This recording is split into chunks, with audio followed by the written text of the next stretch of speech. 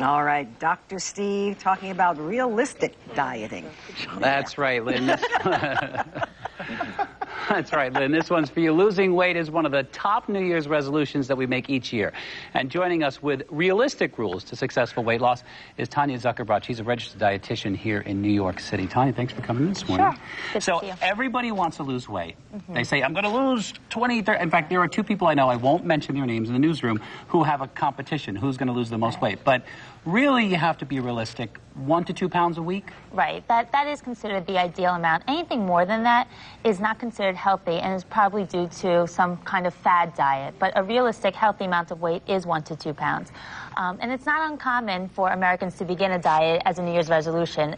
Studies show that 46 million Americans begin a new diet every year. And that's because between Thanksgiving and New Year's, the average American gains between 5 to 7 pounds. So, so everyone thinks they're gaining all this weight and they're fat. But let's get to some of the simple steps of how you can do it. You say one of the first things to do is not starve yourself like a lot of people do, but wake up and have breakfast, right? This year, let's think health rather than think thin. Because when you think health, you're going to reap the benefits right away. So instead of giving you tips of fad diets, what I'm here to present are some healthy ways to start off the new year. And by incorporating some of these tips into your eating plan, you'll notice that maybe some weight will come off. Right. Okay, now I notice here that you have some nice, wonderful whole grain bread, and that brings us to this category, which is fiber. And everyone says, yuck, fiber. But, you know, maybe fiber 1 isn't the most delicious, but there are ways to get fiber in your diet, right? Well, the American Dietetic Association recommends that Americans get between 25 and 30 grams of fiber a day. Unfortunately, the average American only gets around 11 grams a day.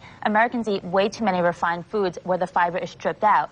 When fiber is removed from these foods, you tend to feel hungry very soon after eating, and then you tend to overeat throughout the day. So by adding more fiber to your diet, you feel fuller throughout the day. Therefore, you end up eating less calories, leading to weight loss. Right, and a lot of people think, oh, it's so disgusting, I don't like it, it doesn't taste it. But I think that gradually over time, the more you do it, the more you get used to it. Right. Soon you don't even want that white processed stuff. Exactly. For example, something like a whole wheat bread is a good way to start getting some grams of fiber into your diet. 2 slices will give you 6 grams, and then you can work your way up to a fiber-rich cracker.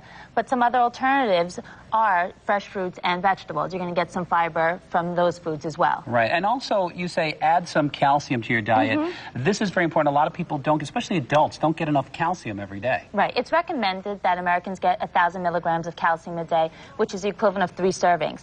And a recent study in the Journal of Obesity showed that people with a high calcium intake actually burn fat for fuel much more effectively than people who don't get a lot of calcium. So some low-fat sources of calcium include yogurt, cottage cheese, milk, and some processed cheese. And you can take supplements, but really it's best to get your calcium from whole foods like this. So you have to kind of gradually incorporate these things into your diet. Right, so aim for 3 servings a day. Right, and finally, good old-fashioned water. Yeah, because a lot of people mistake thirst for hunger because the symptoms are so similar.